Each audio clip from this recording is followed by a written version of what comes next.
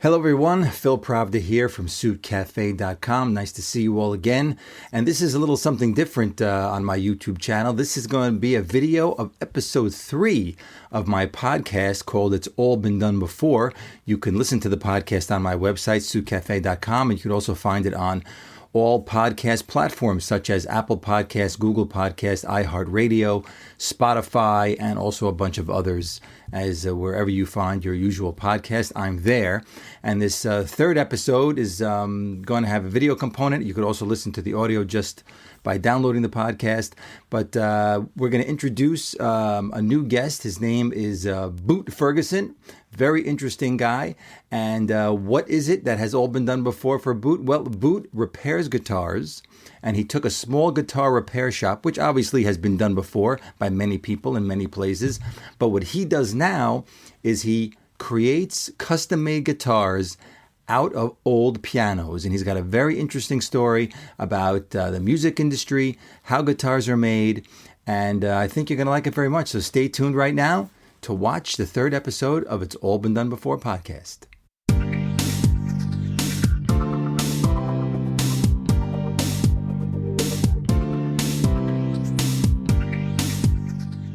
Welcome, everybody, back to the podcast, back to have everybody here. This is the video version of the podcast that's all been done before. And right above me is my guest here. His name is Ramon Arreola Jr., and I know him as Boot, a.k.a. Boot. That's right. His name is B-O-O-T. We'll get into that a little later. And Boot hails from El Paso, Texas, and he has a very interesting and inspiring story. He's the owner of BA Ferguson Guitars, and he'll explain to us exactly what he does in that business. He became interested in guitars at a very young age, playing them, and in his teen years, he became enamored with repairing guitars after visiting a guitar repair shop. He had a guitar, somehow it got broken. He'll go into his story, I'm sure. And he loved the shop of the guitar repair shop. And eventually, after he left Texas with his wife, he opened a small guitar repair shop in a spare bedroom in his house in South Carolina. Now, many people love musical instruments, they love guitars, but not many people can turn their passion into a business, which Boot has done with his BA Ferguson Guitars. So what makes Boot different? What makes his business different? And that's the theme of this podcast, as it always has been. It's all been done before. Of course, you could probably find a guitar repair shop in any town in all of the whole United States, not alone where I am in New York or where Boot right now is in Texas. And he just turned this whole thing into a business. And how did he do it? Well, not only does he repair guitars, but he now makes custom-made guitars back in his hometown of El Paso, Texas, with his wife and 5 kids. But he makes those guitars out of old pianos. He's been able to take one instrument that's being thrown away and make it a new instrument and a completely different instrument. So, Boot, how are you? And thanks for coming on the podcast today. Thanks, Phil. I'm doing good. Thanks for having me. Yeah, so it's actually, there's a short story really about how we met. And I think it all started with the Periscope app. It did. Yeah. The first live streaming app was Periscope, which is now part of Twitter. Yeah. And you saw me on Periscope, and that was a lot of years ago. That's like 2015, 2016. Yeah, that was a really long time ago. Yeah. I was just browsing around looking for, can't remember exactly. You must have been in like the featured feeds or whatever that they had at the beginning, and I must have picked it right. I don't know. But I loved watching you just walk around New York City, and showing what was going on. And everybody loves New York City. Yeah. That's right. So you are a luthier. Is that how you pronounce it? Yes. And I had no clue what that was. When you said to me, I'm a luthier, I had no idea what it was, and I had to Google it. So why don't you tell us exactly what that is? A luthier is just someone who makes instruments. You could be making drums, you could be making violins, guitars, but essentially it's an instrument maker. Yeah. So how did you get the idea? You obviously liked instruments and you learned how to play the guitar maybe at a fairly young age, but how did you get the idea to say, I'm just fixing guitars for people, but let me take apart a piano?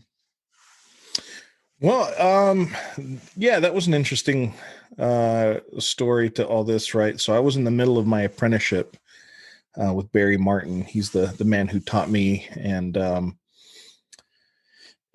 had always had the idea to make guitars at some point, probably this was early 2000s. And yeah, so I wanted to make guitars, and I talked back and forth about it to Barry, and just kind of hash out ideas, right? And that's how I came up with the name BA Ferguson.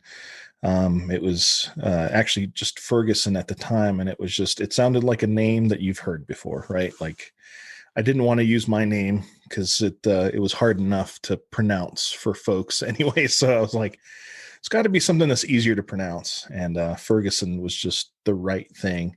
I added BA later for Boot Areola to make sure that my name was actually in there. But yeah, we were just hashing around ideas, and that was one of the ideas. And then the other one was, I thought I was going to stay in El Paso, and there's not a lot of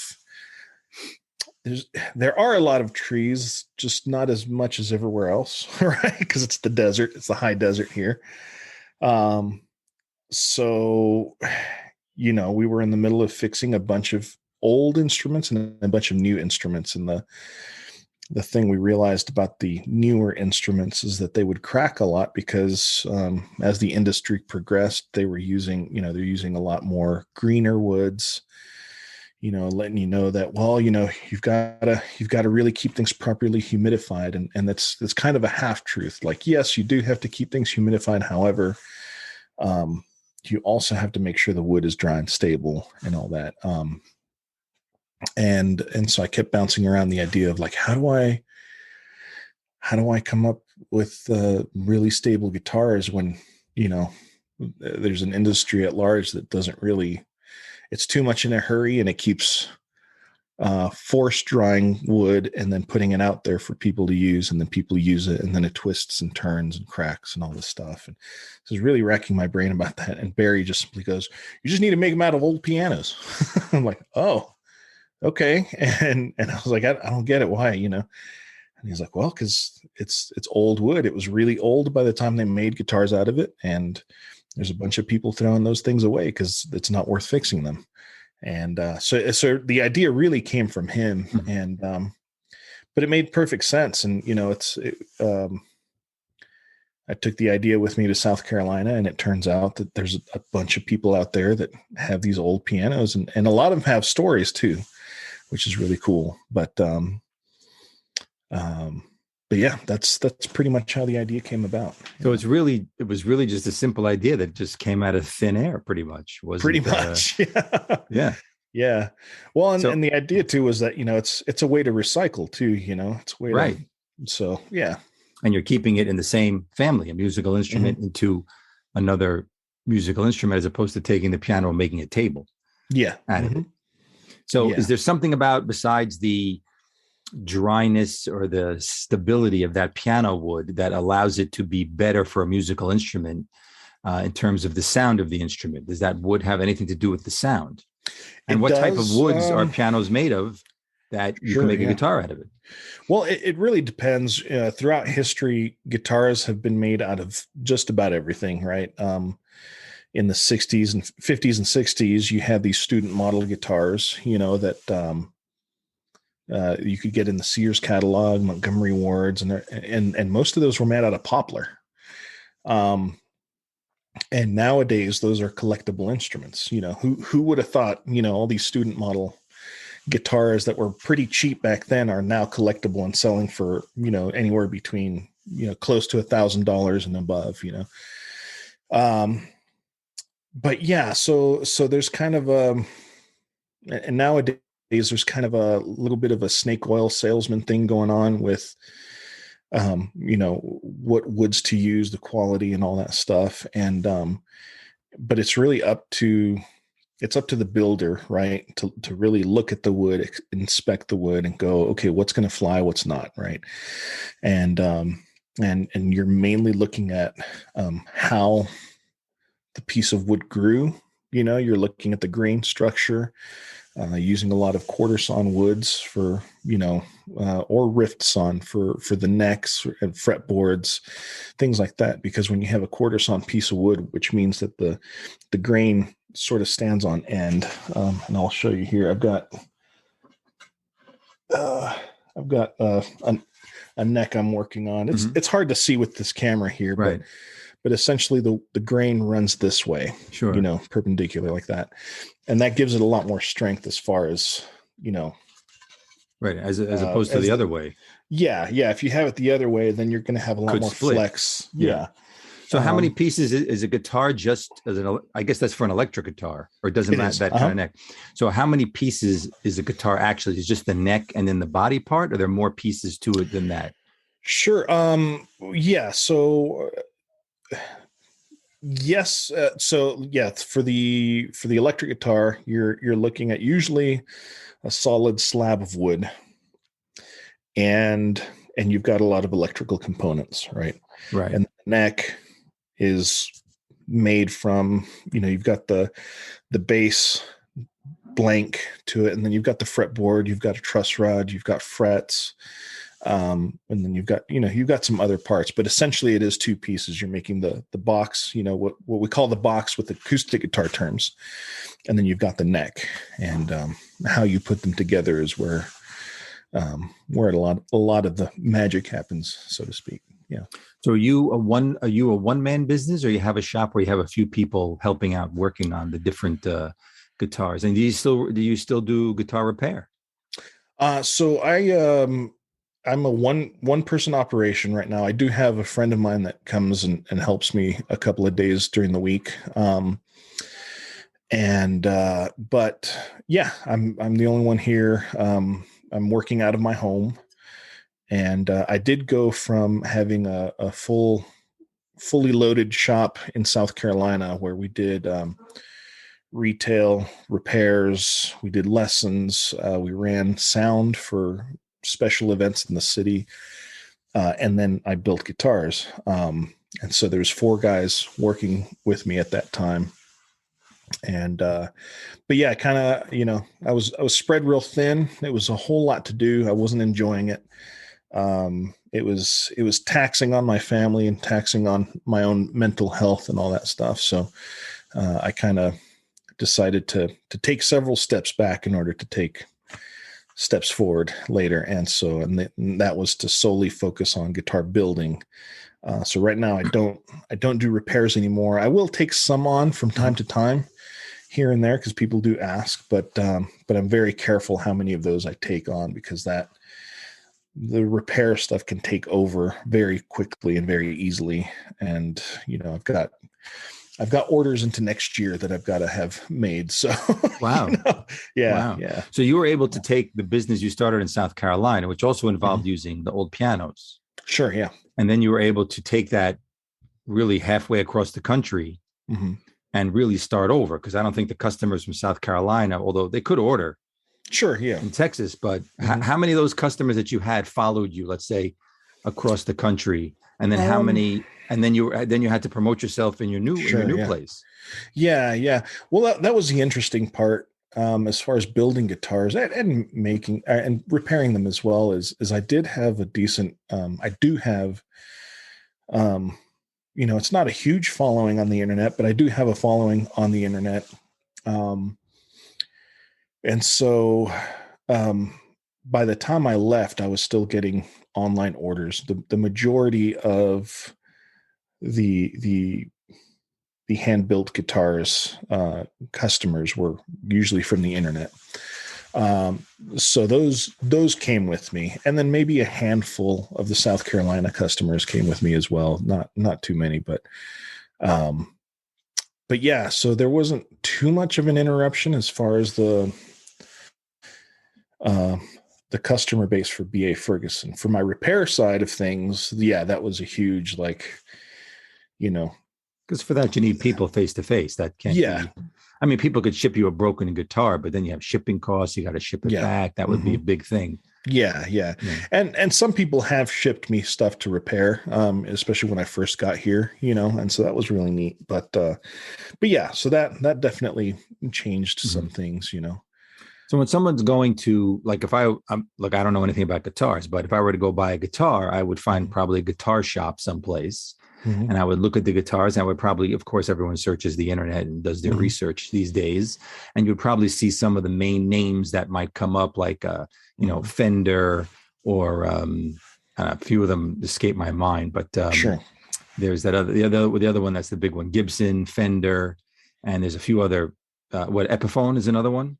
Yeah, Epiphone's owned by Gibson. Yeah, Yeah. Oh, it's owned by Gibson. Ibanez and Yeah. So yeah, you hear these names that are usually thrown around when it comes to electric guitars. yeah. And and of course, when someone's looking for a guitar, they're actually, besides what it's going to sound like and what kind of music they're going to play, are they actually looking for the type of woods that these guitars are made out of?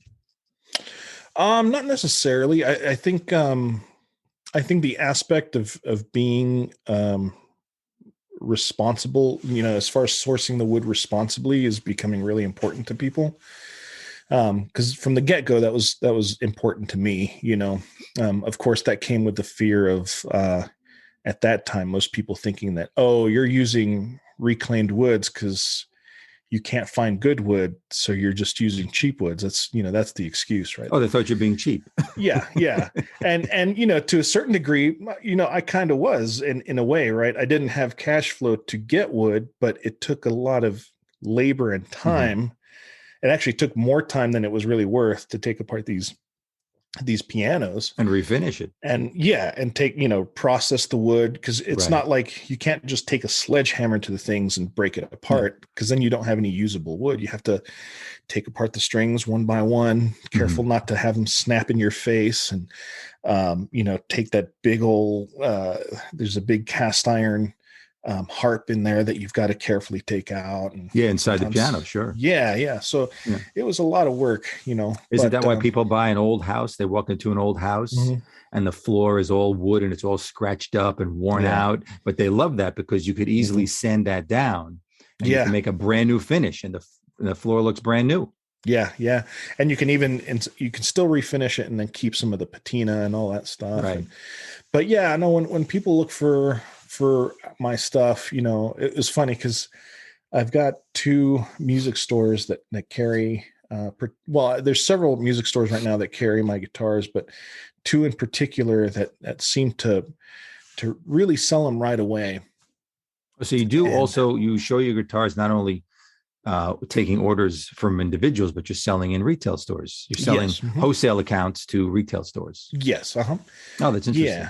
Yeah. And so with those stores, it's, I always tell people, like, I'm the worst salesman, like I'm not a super business kind of guy. Well, that's your thing is the creative side. You create the guitar that it sounds correctly, and all the components and then through necessity, right, you kind of have to become the business guy. So I've done it. Yeah.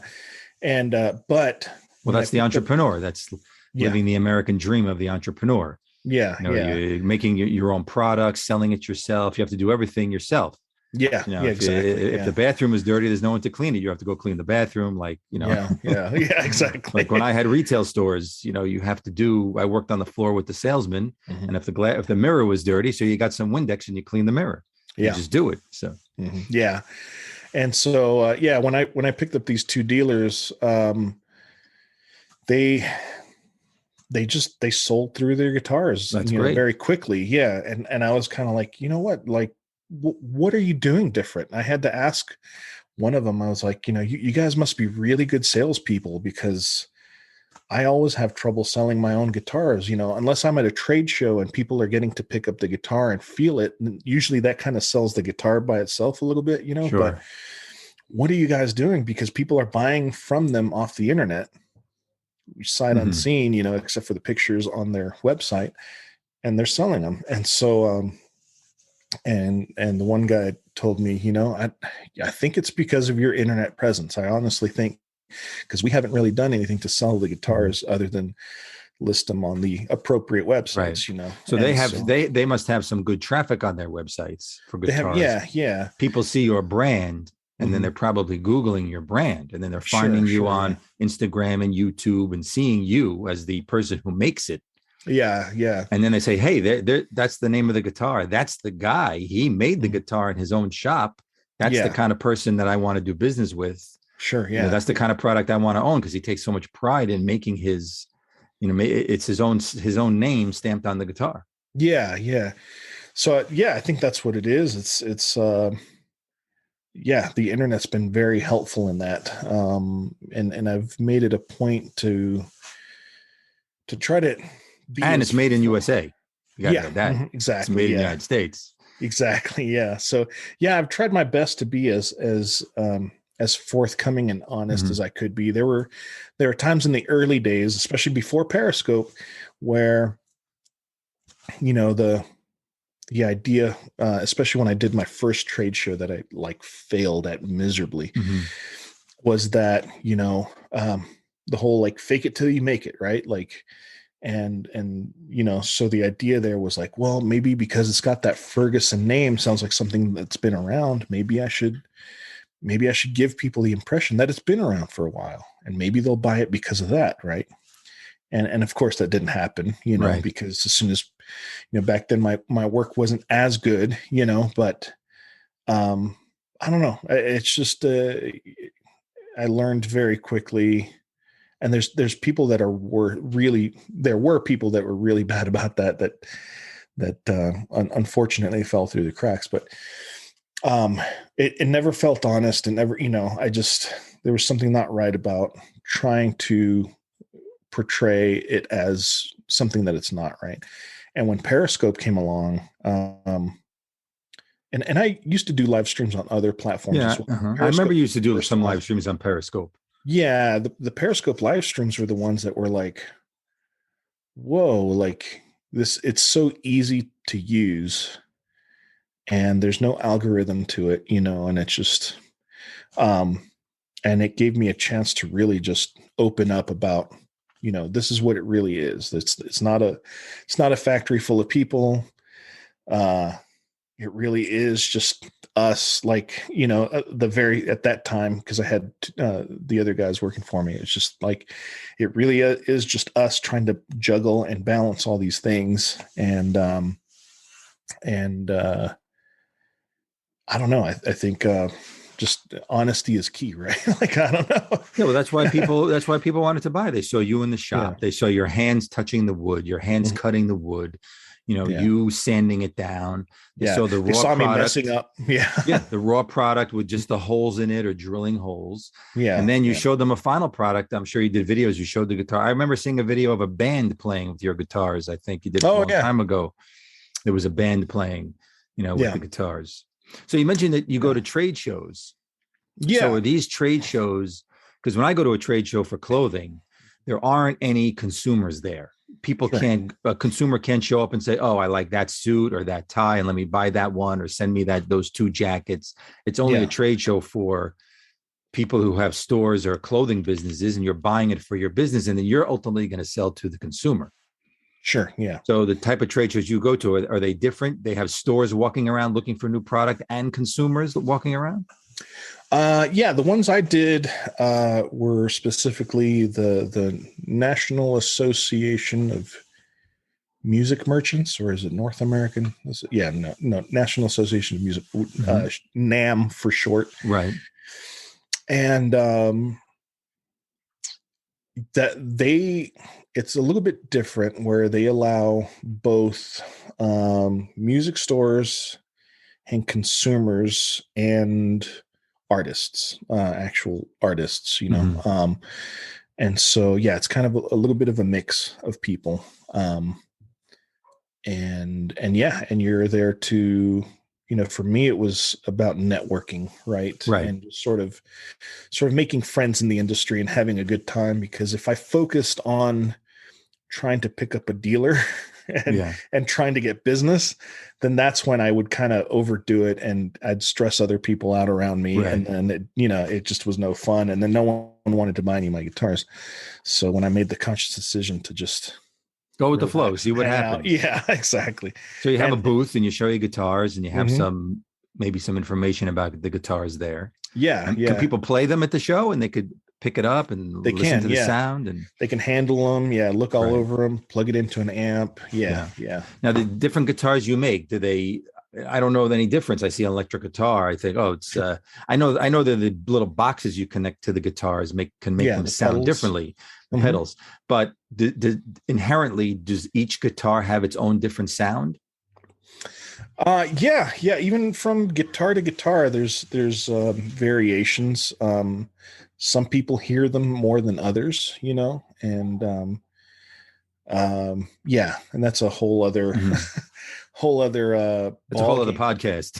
Yeah, exactly. Because we could get into, I'm sure. opinions on what type of woods I'm sound sure. I'm different, sure. And then and then we'll get you've all got kind of the comments, people agreeing, disagreeing. It'll yeah, be, exactly. Yeah. I'm But yeah, sure. Like, no, it's yeah, people can tell the difference, and there's a stylistic difference, right? And a playability difference and a tonal difference between the different brands of guitars, which is really neat to see mhm. because you end up meeting other guitar makers that share some of the same philosophies, and then you become friends, and then you play on their guitars, and then you go like, whoa, this is a different, I didn't think of this, this is really Right. cool what you're doing here. And so that's a really fun aspect. So But does yeah. the shape of the body of the guitar have any bearing on its sound, the electric guitar? Because sometimes you see some that are, like you would say, like a punk rock band would use, like Cheap Mhm. Trick, and Sure. those Yeah. have a particular sound. And then you Mhm. see someone playing a guitar like Eric Clapton, and he Mhm. has that bluesy sound.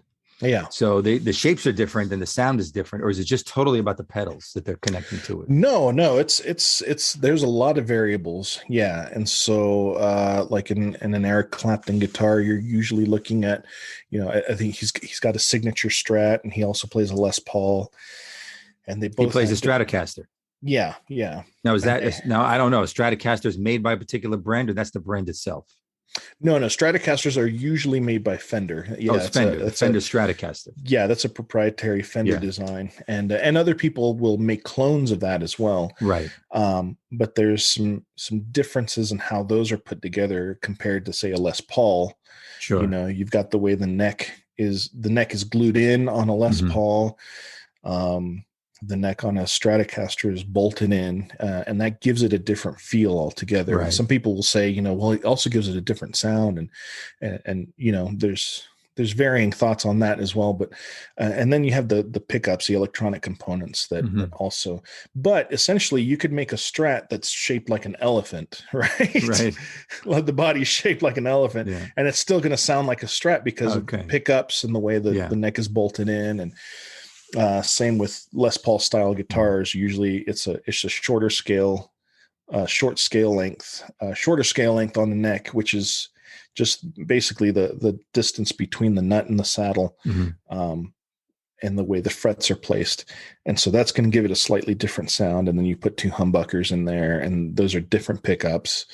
Um, and yeah, so there's a lot of, but you could take that same, the same principles of a Les Paul and make the body shape whatever, as long as it's a solid body, and it's going to sound like a Les Paul Right. still. Now, Les Um, Paul was the first electric guitar maker. no, it was actually that has been credited, as far as the very first electric guitar, um, can be credited to Rickenbacker, Mhm. which is way before, and it is because he made it was a cast iron lap steel guitar, and it had a How magnet, heavy? a How heavy pickup. was that? Yeah, it was really heavy. Yeah, they call it the frying pan. Yeah, Oh, really? Right. yeah. But there might be some others we don't know. Mhm. Some things are Sure. kind of lost to history. So, but the earliest that can be Mhm. found and documented Right. right now is Rickenbacker. Yeah. So from the time you see an old piano or get your hands on a piano Mhm. or some wood that would be good for one of your guitars, how long does it Yeah. take you to do the work for the wood Mhm. and have the finished product of the guitar? It depends. So if I were to place an order today, Yeah, I see on your website, oh, I like that guitar. sure. And you say, Yeah. sure, but I don't have it. I have to make it for you. Yeah. How long am I waiting for that? Well, if I didn't have any orders in front of it and I had nothing else, Yeah, right? sure. If you could just start right I could, away. yeah, I Yeah. could probably do it in about 2 weeks. Oh, that's not so bad. Uninterrupted and all Right. that stuff. Yeah. There's some steps where you got to let it sit and see how it moves. Mhm. Especially when you're dealing with the neck. The neck is the hardest part, Right, because but, it could twist, the wood couldn't twist, it could warp yeah, and you've got because to of the make length. adjustments. Yeah, the length, and also every time you do something to it, every time you glue it up, you're reintroducing moisture to it, so it's going to want to move slightly, and then you've got to make adjustments so that once you get it onto the body, it's right. Um, so yeah, a lot of steps in there, but but yeah, in a hurry, maybe, I could do it in about a week. Otherwise, yeah, usually about 2 weeks worth of time into one guitar. It's not so bad. It's not so bad. Yeah. Right now I do everything in batches of about 8 to 10 guitars per batch. And they take me about 2 months a batch, something like that. And yeah, and it depends on the guitar. So I have 3 tiers, 3 levels, Right. price levels. And what constitutes the price of, why would one also be more expensive than another? For me, there's a lot of different reasons for other manufacturers, but for me, it's how economically I can put it together, right? So I have the Flyweight series, which is the base line. Then there's the standard. It's a good name, Flyweight. I like that name. Yeah, yeah. I like that. That's actually my buddy Nick Greer came up with that. He's the guy for Greer amps. Oh, cool. Yeah, this makes amps and pedals. A good friend of mine. But anyway, he gave me the idea for the Flyweight, and then I have the standard line, which is in the middle, and then the deluxe, which is the ultra customizable. We can do a lot of different things. Right. And I do that both in acoustic and electric. And with the Flyweight, the idea was to sort of emulate the 1960s student model guitars, like the old Silvertones and Gibson Melody Makers. With those, you end up having a very thin piece of poplar, like I talked about. Nice, yeah. And it's very, very thin, making it very light. And the way they manufactured those was sort of, all the routes and the shapes and everything, that they're pretty much standardized, right? Everything was standardized so they could get it out quicker. So you can make a few shapes at a time. Yeah, yeah. And I made it so that I'm doing 3 different shapes right now, but 2 of those 3, these routes are exactly the same. This route, this route. So if you look at that, and then you look at the Shirley, this is my flagship model. Whoop. Put this one down here without putting any things in it. You see that those shapes are the same, right? Yes. And they'll remain the same way that no matter what, because what this allows me to do is this allows me to put in electronics that have the same footprint every single time, no matter what. So you can get different kinds of pickups, but as long as I get the footprint exactly the same shape, then I can route every single body exactly the same and get them out quicker. So I'm saving time, right? And in that way, I'm passing on the savings. Those guitars retail starting at $1,299, and then they go up to closer to $1,500, depending on the type of pickups and things like that. So is that your opening price, the $1,299? It is, yeah. And it's the price that we kind of felt like, musicians wouldn't have a problem taking a chance on, because if they didn't like it, then they can turn around, sell it on reverb.com or eBay and make at least most of their money back. Right. Right. And how does that compare to the brands that people see in stores? They're comparable. They're comparable as far as, maybe the import models that are around that same price range. Well, they're better than the import models, obviously, but they have some import models that are about at that price range that are not as great. Import meaning China or Mexico? Well, China, Indonesia, there's a couple of different places. Yeah, yeah. So where are guitars? I mean, are there any companies left that make guitars in the States? There must be a few. There's several, yeah. I mean, and there's several small folks that do what I do as well. Independent shops. Yeah, yeah. There's Novo Guitars, Cower, right? All folks that I'm friends with, or at least acquainted with. Sure. Everybody knows who's doing what. Yeah, yeah. Elliott Guitars. Yeah, there's several. And then with the standard line, you start getting a little bit more customization options, different woods. We're using mahogany for both the body and the neck. Right. The difference between my student models and the 60s is that the neck isn't made out of poplar. It's made out of mahogany. You've got better pickups, plays better, all that stuff. Sure. Well, you have to have Standard. different price points for different people. Yeah, exactly. So someone who's a pro musician and plays in a band or in a recording studio, like a session musician, Mm-hmm. they might want so what is the top end? Like someone wants the top of the line guitar. Mm-hmm. What does it go up to, the price? For me, For you, yeah, for you. Yeah, for me, probably around $3,500 to $4,000, something like that. Yeah, right. Yeah. And so it's just like even like photography gear. You have cameras that are the opening price. People don't really know what they're doing. They're trying it out, want to learn. And then people who are the pros who spend $4, $5, $6 on a camera because they really know what they're doing. And they need all the functionality of that. Yeah. Of that piece of gear. Yeah. And that's the thing also with musicians is that their job is to play music, right? And so they want some good tools that they can also feel like they don't have to worry if it gets banged up. And this is a pretty solid guitar. For example, the guitar player from the band Walk the Moon. They did that song, Shut Up and Dance With Me, that one. So the guitar player from that band bought a flyweight. He didn't call and ask for any sponsorship or anything like that. He just bought one straight outright from one of my dealers, and he uses it on stage. Same with another band called the Revivalists.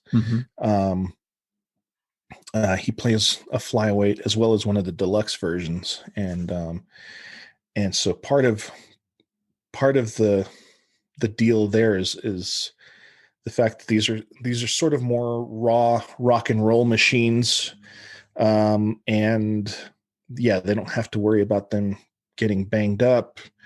They hold tune well and all that stuff, and there's a little bit of nostalgia to it as well because it reminds them of those old school student model guitars that had razor blade frets on them that you couldn't play. Early days when they were learning. Yeah. Except these feel nice. It's like, what they should have felt like. Right. Yeah. Oh, so that's interesting. Yeah. Very interesting. Yeah. In fact, I've got one of those right here with me. This is an old Teisco TG130. It's got tape all over it because I'm holding some things in place right now, but I've been slowly restoring this one for myself. Nice. And sure enough, you feel the edges of the frets, and oh man, they're all sticking out. And they're all sticking out on the edges, so you feel the sharpness of the metal there. Yeah, exactly. So the idea with that was, what if that played really nicely from the get-go? Right, that's a very good idea. Excellent idea. Yeah. So anyway. So how do you decide when you make a guitar? I always see there's different colors, and some people say, "Oh, that's a specific, like a sunburst color." How do you decide what color to make it when you're finishing it? Well, I mean, right now it's mainly just. At first, when I came out with a flyweight, for example, I limited the choices to 3 colors, right? Because one thing I learned very early on when I did my first trade show was that at any given time you can give customers what they call option fatigue, right? Or too many option choices. Paralysis. Yes. Too many choices. Yeah, exactly. So when I did my first trade show, we brought about 12 different guitars, and they were all different. They were all over the place. There was no one was my variation of a Telecaster, and then I brought this one. This is my variation of a Strat. It's an old guitar now, but and so I had to establish some sort of brand recognition by dwindling it down to one body shape. But as far as the colors are concerned, when I did the flyweight, I limited the choices to just 3 colors, and it was black, red, and blue. That's it. Right. And people bought them and they loved it. And I told everyone it's just for the sake of time, right? I've got to be able to be quick in painting these. Sure. Because is it paint? Is it lacquer? Is it resin? Lacquer. It's lacquer. And I've got to be able to paint these very quick because it's a cabinet grade finish that's on there. It's not the full on polished, wet, sanded, buffed, type finish. But then people like those so much, they started asking for other colors. And so I was like, okay, well, yeah, I can start doing different colors now because people are asking specifically. They're not asking me to come up with a color. They're just saying, can you do this color, and showing me a picture, and then you can match it. Yeah. Yeah. So mainly it's the customers making the decisions, right. Which I really enjoy, because then it kind of challenges me a little bit. But yeah, that's pretty much it. A lot of people are asking for colors that they've already seen on classic guitars. Classic. They're looking at colors like from the 60s. They see a Stratocaster color. They're watching YouTube videos of the old bands like Led Zeppelin, and they see they want TV yellow. Yeah. The Mary Kay White. And, or the Stones or something, and they're looking at those colors of the guitars. So what ratio now did you do custom orders and you're selling to some stores? Sure. What ratio are you selling between privates and retail? Wholesale rep. Yeah. I will say, let's see, I'm looking at my batch board now. It's probably a good, I don't know, 60-40, and it can go either way. Usually it's more dealers now, but yeah, it fluctuates between 60 and 40%. That's a nice ratio to have. Yeah. Because you could really expand either one of those. Sure. Yeah. You really can. So what would you feel? Is there any comparison to your guitar in terms of the sound, that is, to any of the other known brands like Gibson? Or you don't really compare guitars, or guitars aren't compared that way. It's more of price and the sound you're looking for. Yeah.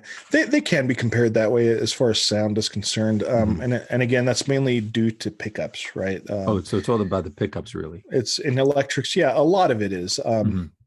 The wood will contribute a little bit to the sound, but also to the feel of the instrument. Right. And a lot of folks, especially with these flyweights, will tell me that it reminds them of, something in the territory of like an SG or an Epiphone Coronet or a Les Paul Jr. That I keep hearing those terms kind of thrown around a little bit. So you feel like the sales of the flyweight is better online because of the more reachable price point for more people, as opposed to people feeling nostalgic? That's something that they had when they were younger. Sure. Yeah. I think that definitely helps. The price point is a definite. Because I find with suits, the lower priced suits, which are still nice quality, no question, but more people go for those because you're buying on the internet and you're never 100% sure. They could read about you and read about the website and watch your videos and have confidence and all those things, but you can't feel the fabric, and just like they can't hold the guitar. So the guitar might even be easier to sell because it's a guitar. It's depending on your pickups, I guess, and depending on the pedals, what it's going to really sound like. Yeah. It's a good entry point, or I don't know, a gateway, sort of, so to speak, to the other stuff. Yeah, sure. And then once you get the customer, do you sell any other items besides guitars? Do you sell separate pickups or separate pedals or amps, or did you get into any of that business? No, I used to back when I was in South Carolina, but now I just stick to the guitar stuff. I might do some. I'm actually getting ready to launch some. What is it, like swag packs, right? Online on my Shopify site. You mean merch? Basically, just merch? Just merch. Yeah. Well, that's good. Nothing wrong with merch. Just stickers and things like that. Yeah. A couple of hoodies and some hats and trucker hats. Or replacement pick guards, things like that. Right. That people can put on a flyweight, if they want some. So replacement parts for your own guitars that it's on there already, and some people could do the work on their own. And then they could buy the parts from you. Yeah, exactly. Right. Yeah. Oh, that's interesting. Yeah. That's good. So that way people can do their own work if they want. So do all of your kids play guitar? No, they all want one. They all want one, but they're not all playing. Yeah. My I'm because I have hanging up here in the well, not in the rafters, but I have one guitar that I've been working on for my son. We just he wanted to build one. And so I started building him one, and it's taking forever, but well, you have customers first, I guess, right? Yeah. But yeah, so my oldest daughter plays guitar and piano. Oh, nice. She plays the drums a little bit as well. And yeah, she's a great songwriter. Gosh, she goes under the name Loney, Loni right now. Right. Loney. And she's got a couple of songs on iTunes. They're great. And I helped her record them because I used to do a bunch of recording. And at one point in time, she asked me to play drums on some of her songs. But she's the one that's gone the farthest with playing. My second oldest daughter, she played the violin for a little while. She hasn't played in a while. But she's shown some interest, and so have my other kids altogether. At the same time, I'm not one to want to sort of, I don't know. I want them to do it on their own because I feel like I can very easily make them hate music, because are any of them interested in what you do? The building and the repairing of the guitars? Do they watch it? Do they see you do the work? Do they pay attention to it? They have a little bit, when they were much smaller. I think there was a lot more mystique to some of it, but I think by now they're all kind of over it, Right. They're just you said you have a couple of kids in their teens now, right?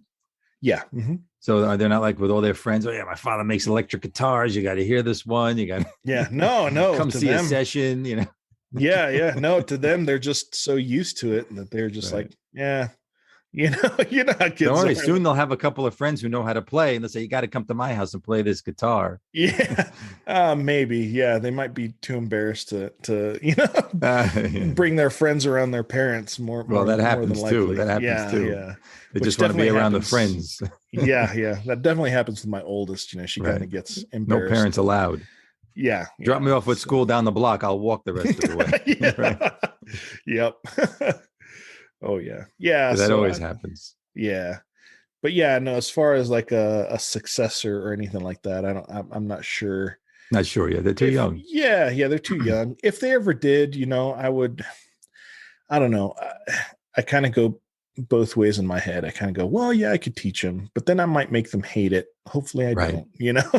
But then, because I am a perfectionist, and when it comes to some things, because I'm a little bit set in my ways with making stuff. The other thing is that, well, maybe they'll see in the future, they'll see it a little different way. You saw making with the piano parts, and they'll see something a little different, maybe you never know.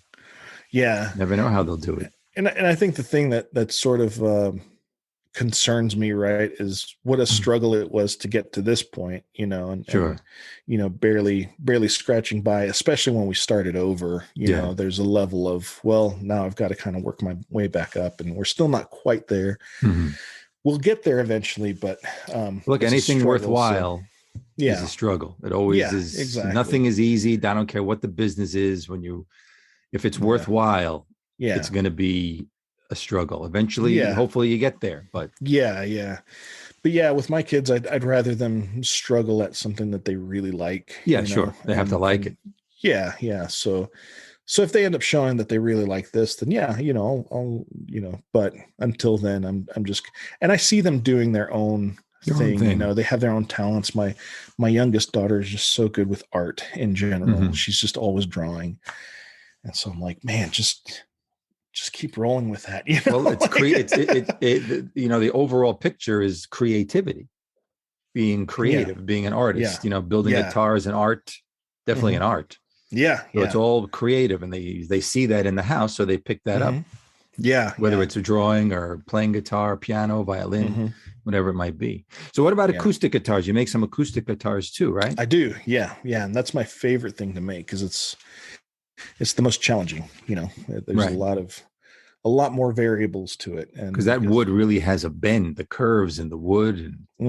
You've got to bend that with heat and steam and pressure and all that stuff, and that's not even the hardest part. It is fairly hard, but the whole the engineering of the box itself. You've got to have the top so thin that it's almost to its breaking point, and then you've got to reinforce it with braces and then have those almost to their breaking point, right? Like in order to get a good sound, right. And that's what's making the sound. There's no electronics in there. Yeah, exactly. So it's the art form of building something that's close to its breaking point in order for it to sound good, Yeah. So yeah, it's and there's different schools of thought on that too, because there's some people that build acoustics and they really beef up the structural stability to it, and they say, oh well, now it's really sustained, and they build it like a piano, and everyone's got a different ear. Tone is subjective, and some people say, yeah, this sounds great. Sometimes I'll say, well, that sounds really thin to me because nothing's vibrating, everything's too strong, and so yeah. So did you ever just send off a guitar to some like really well-known artist and say, here, try my guitar out? I haven't, no. And I've thought about doing that several times. My friend Nick Greer over at Greer Amps has been a really good friend and a sort of a veteran in this music industry business and all that stuff. And he's always, anytime I start talking about that, he always advises against it. And he goes, don't send something. Yeah. Because he knows a lot of these folks, and he's always worked out that, hey, no one gets anything for free. If they get something at a discount or whatever, it's because, they'll get it at a discount. They're still paying, but they can use their platform to sort of help my business. Right. And so there is something said for that, of course. Yeah. It's give and take. And, but to send a guitar straight to somebody, he's sort of warned me that like, well, first of all, they didn't ask for it, second of all, they've got plenty of people just sending them stuff. Yeah. And so then you've got a bunch of other things to compete with. Instead, wait for them to come to you. Yeah. And because then at least at that point, then you can charge them. Yeah, exactly. Well, and they have more of an appreciation for it too. Right. They you out. That's right. They're searching you out. Yeah. And that was the case with Zach Feinberg of the Revivalist, who, by the way, is from New York City and lives in Louisiana now, New Orleans.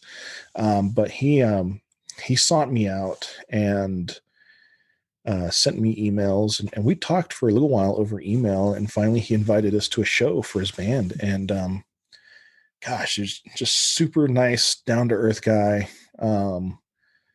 Got to see them play and everything. And when we told him, well, this is what the price is for this guitar, but here's your discount and all this stuff, he was very kind and very just like, he wasn't expecting anything for free. Right. He was very appreciative that you gave a little discount, and you'll make him a nice guitar. Yeah. So in that case, he was just like, okay, I'm writing it down on my list, and I've got a list of things that I'm saving up for. Cause even as a working musician, like he's having to save up for his tools, Right. And so he's like, okay, I've got you on my list. As soon as I have my down payment, I'm going to call you and we're going to get this going. And I said, okay.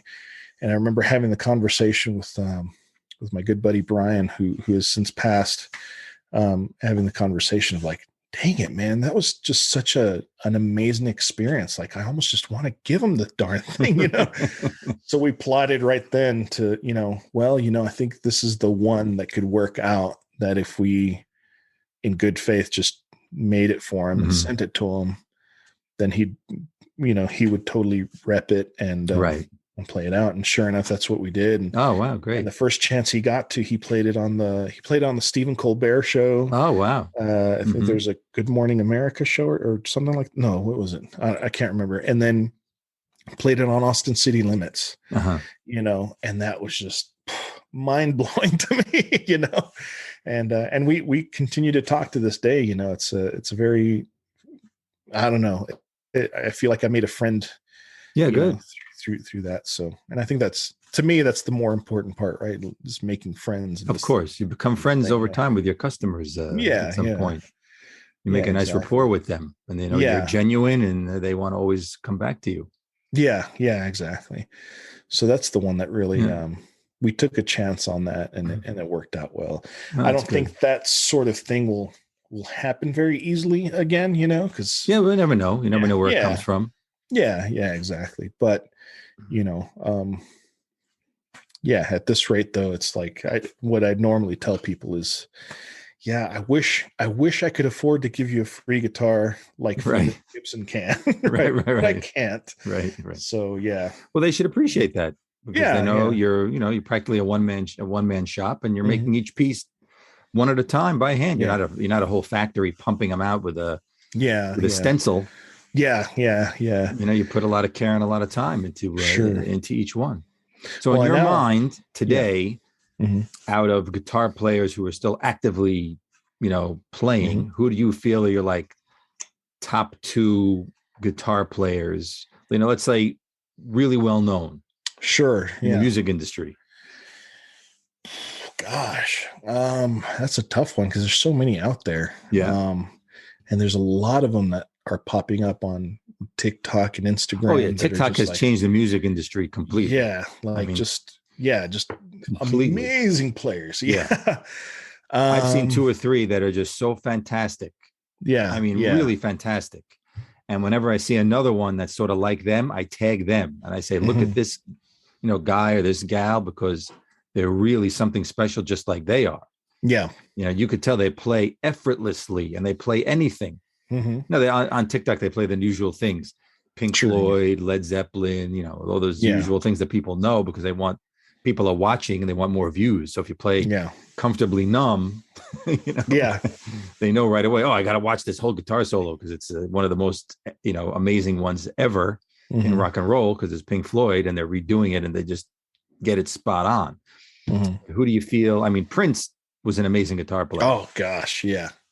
He was an incredible guitar player. Yeah. And also to me now, like John Mayer, the guy is Mhm. just, sometimes he goes on Instagram just playing Mhm. around. He's just incredible. Yeah. He's got a great sense of humor, and I think sometimes folks kind of don't get that. He's kind of messing around some of Right. He seems like he's got like time. a dry sense of humor. Yeah, he's got a dry sense. He doesn't take himself too seriously. Yeah, that's what he seems like. Yeah, he's a good one. I think. He did this show on YouTube. I just happened to see it. It was quite a while ago where Alicia Keys was performing in Times Square one summer. This is pre-pandemic. Sure, yeah. And she was doing one of her songs. And then he came out. I'm trying to remember exactly what it was, but I think she was doing one of her songs. Then he came out, was playing guitar, her song. And then it morphed into one of his songs. And then he sang. Yeah. But the guitar playing was just phenomenal. He was the guitar player. Yeah. I will say, as far as two guitar players, let's see here. I'm looking on my Instagram real quick so I can remember the one guy's name that is really incredible because he plays banjo, really. And but what came up before then, one of the guitar players that's really just incredible is Molly Tuttle. I don't know the name, but I'll have to look her up. Yeah, she plays a lot of bluegrass type stuff, and it's just, gosh, like it's incredible. And I used to hang out with a bunch of bluegrass guys in South Carolina, and that's where I picked up, just because they always like to play music and then kind of give little history lessons about, the guitar or certain players or certain bluegrass songs and where they came from and all this stuff. And one of the things that my buddy Phil would always talk about is when he played the banjo, he would do this claw hammer technique, right? That not a lot of people at that time were doing much of anymore. I think now there's a little bit of a renaissance of that. And Molly Tuttle is one of those people that she'll play the guitar entirely with fingers. Rarely will you ever see a pick in her hand. And she's very fast, very accurate, very, very just amazing sounds. And so she's a really good flat picker. Puts a lot of men in her same, genre, like completely blows them out of the water. And you know who's a very good banjo player? I don't know if you would know, but Steve Martin, the comic. Yes, he is. He's an amazing banjo player. Yes, a lot of people don't know that about him. Yeah, they see him comedy, Saturday Night Live from years ago, movies, but he's a great banjo player. Oh yeah. Well, and I want to say that recently I saw that he did he toured with somebody, or he played a show with oh man, I'm gonna have to look that up, because I recently there was something where he did a concert with some well-known folks. Do you have a new finished guitar that you could show here? I don't know at the moment. I have this old prototypical guitar, like I said, that was very much inspired by a Stratocaster. But that's the one that you made. That's one of your guitars. Yes, very long ago, and of course some of the paint's chipping. Yeah, sure, from playing. Yeah, it has gotten used, and it looks better that way. Friends, and yeah, it sure does. It's a lot thinner than a regular Stratocaster, which is something that I'm going to when I do a finally fully realized version of this eventually. Where on that guitar does it show the company name? On the back, right on the here, front, on the headstock, right there. Oh, I see, right there. Yeah, right there. It looks backwards. That's the old like logo. a signature. It's like a signature. Yeah, nice. Yeah. The new logo is a little bit different. Just kind of now that I'm in a different place back in my hometown, I decided. So how many years are you back now in Texas? I've been back since the fall of 2018. Oh, so if you're back a few years already. Yeah. So now where do you see, now that you're a few years in Texas, you plan on staying there now for a while? Yeah, for a good long while. I don't plan on moving anytime soon. And where do you see this business going now into the future? Besides selling more guitars, of course, that's what you want to do. But you see other products, other expansions, how getting your name out there. Besides being on this podcast. Yeah, right. So, I don't know. That's something that I do think about a lot. And when I was a little bit younger, of course, when you're younger, you kind of have more of this like take over the world mentality, and there's a lot of pressure, right, to like leave your mark on the world and all that stuff. And I feel like I've calmed down a lot since then, whether it's through circumstance or tragedy or, just gaining wisdom and all that stuff. And so I think for everybody, each person has to find their own balance and find what they really want to do. And I could see one of two things, right? At the rate I'm going now, I can continue doing what I'm doing, and I want to find a healthy balance between, home life and making guitars and all that stuff. I know that growth, which was happening in South Carolina, the growth was great, but I didn't. I don't know what's the saying, right? More money, more problems, right? Oh yeah, sure. Or to a degree, because I just didn't know how to handle that stuff. So notorious BIG. Yeah, exactly. So I don't know, finding the balance. Like obviously, I want to find a place where I'm comfortable and my family's comfortable, and that comes with a lot of work. But I don't see that happening unless there's a strategic partnership at some point in time, because I'm so. I struggle with my own mental health and ADHD and all that stuff. And so that, when there's a lot of, folks in the kitchen, so to speak, when it comes to business, that's, or no, what is it? There's another term for that, right? A lot of plates in the air, whatever. Then I get stressed out. Too many bosses. Yeah. Well, not necessarily bosses, but too many things, right? Like too many things going on. I've got to be able to create, right? So it would have to be, in order to grow, it would have to be a strategic partnership where someone could handle the business side, while handle the creative side, and that'd be the perfect mix, Well, what's good is that what your strengths are. Yeah. So what I hear is that you really need a partner.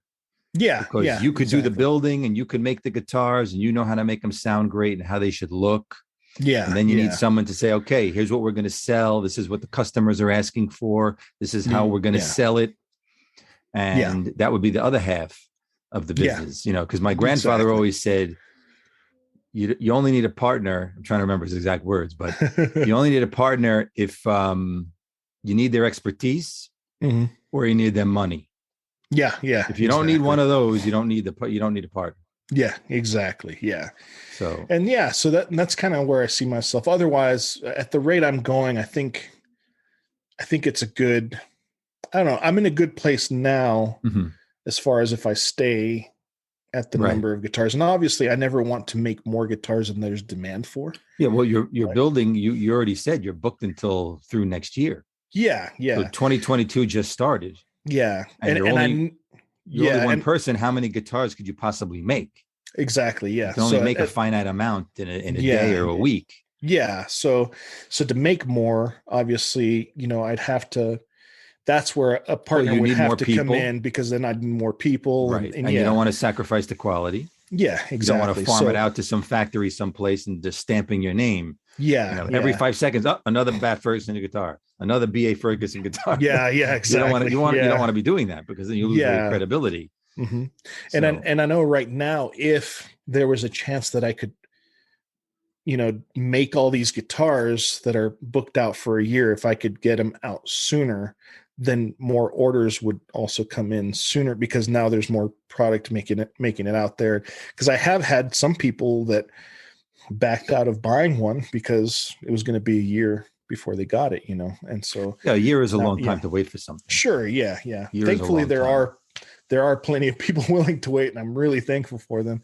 Yeah, well, if people are Um, finding you and yeah, they know your product because they're hmm finding you somehow. They know your yeah, product, yeah, and if they have another guitar to play, hmm and you say, "Look, and obviously if you say, look, I'm so busy, I'm backed up for a year, but you could place the order now." I guess they leave a yeah, deposit of some kind.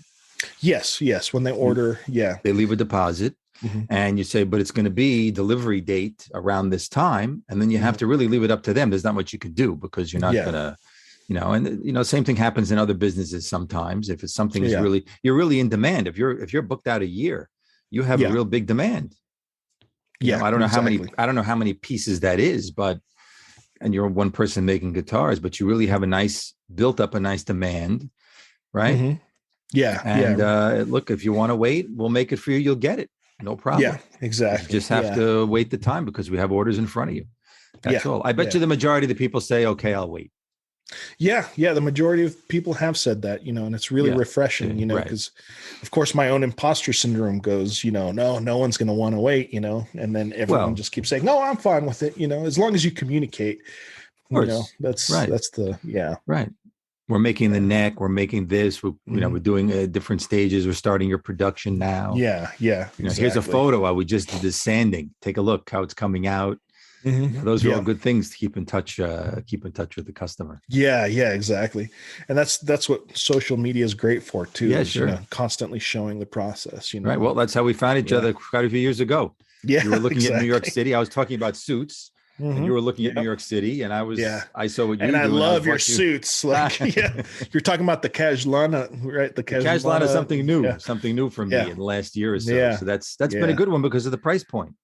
Yeah. Beautiful suit, wool with a little microfiber, feels like wool and cashmere. Yeah. It's a Yeah.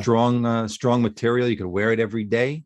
Yeah. Comes in a few nice colors, and the Yeah. price is amazing. So Exactly. that's what it Yeah. was Yeah. for. It was really made for someone who, doesn't maybe have a lot of suits, just wants to buy one or two and keep them in the closet just to have a nice one hanging around if they need it, or does a lot of Exactly. traveling. That was the thing too.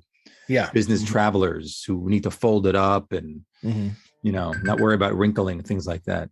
Yeah. Yeah. So how can Exactly. people find you on social media? Sure. You can go to baferguson.com. You can find me on Instagram, BA Ferguson Guitars, YouTube, BA Ferguson Guitars, Facebook, Twitter, and TikTok as well. Right. I don't use it as often as I should. TikTok is the one you should really start to Yeah. concentrate. hmm Just go on Yeah. there and play. Yeah. Yeah. And then, Exactly. and then Or just show the process, right? I always show get it. hung up on the music. That's the one thing and I realize now on TikTok, it really doesn't matter if you put music to stuff, as long as you're just doing stuff.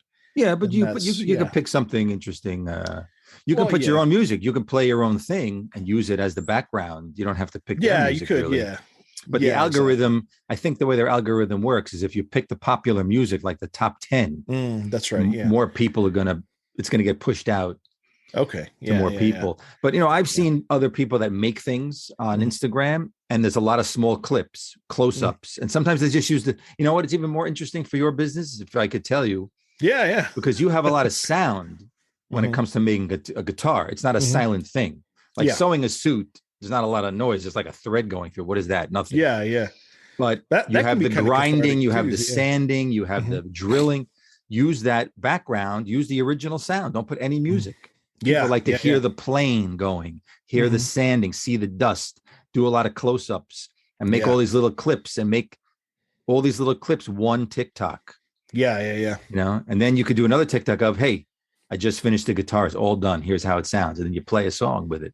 Yeah. That's a really good idea. Yeah. So I think that would work out well for you. I think it would. Yeah. And that's where, I would get hung up, right? Is the idea of like, well, the music and, but then some of the music that you have on there, it's not like on Instagram where you can really, pick, like if you want to hear Eric Clapton, you can pick an Eric Clapton song to. You could do that on TikTok. You could do it. Really? Yeah. You could browse any music you want. Huh. Okay. You just browse and type in Eric Clapton. A bunch of his songs will come out. Look, you have teenagers in the house. They're all on TikTok. Yeah. Well, I only have one of them. Yeah. Get her with her phone and say, hey, I want to make some TikToks, and let her do it. Let her do the whole thing. You don't even get involved. Just say, you're my new social media manager of BA Ferguson Guitars. Right. You run the TikTok. Yeah. I'll do Instagram. You run TikTok. And then just let her do it. Go in the shop, take pictures of you doing the work, add music. That's what I would do. I would just say, hey, go ahead. 16, you said she is 17? 16, yeah. 16, that's it. You're the head of the TikTok department. That's her job now, yeah. That's it. Oh, man. Give her a chair in the shop with like a little desk and say, here's your office. Yeah, exactly. I'll have to, oh, man. I'm going to. She'll love it. I'm sure she'll love it. Mark my words. I'm going to do this. I'm going to try. Do it. I think it'll be great. Yeah. And then later on, I can tell the story. This was Phil Pravda's idea. Right. And if the TikTok works out well, you say, okay, now you have to do TikTok and you got to do my Instagram. Yeah, there you go. And you'll concentrate on making the guitars. Yeah, exactly. Right? Yeah, the more time I can spend off the phone, better. Yeah. Right. Exactly. Well, this came out. This was great. It was great talking to you about what you do, about your guitars. I think you're doing a fantastic job with your products. I've seen them online. I've seen you make them in Periscopes and on Instagram. And look, I think it's really a really good American story, American dream story. Wow, thanks. A little struggle in the beginning, you built it up. You got orders all through next year. Yeah, and I think it's really great. And I hope everybody who's listening to this and watching this podcast rewinds a little bit and then finds Boot on Instagram, on his website, and orders a guitar. Yes, please do. That's right. Please do. Do. All right. Awesome. So keep in touch. And thanks again for being on the podcast. Yeah. Thank you for having me. I'm Phil Pravda from suitcafe.com. And this is another new episode of It's All Been Done Before. And thanks for watching and thanks for listening. Take it easy, Boot. I'll talk to you again soon. Take care.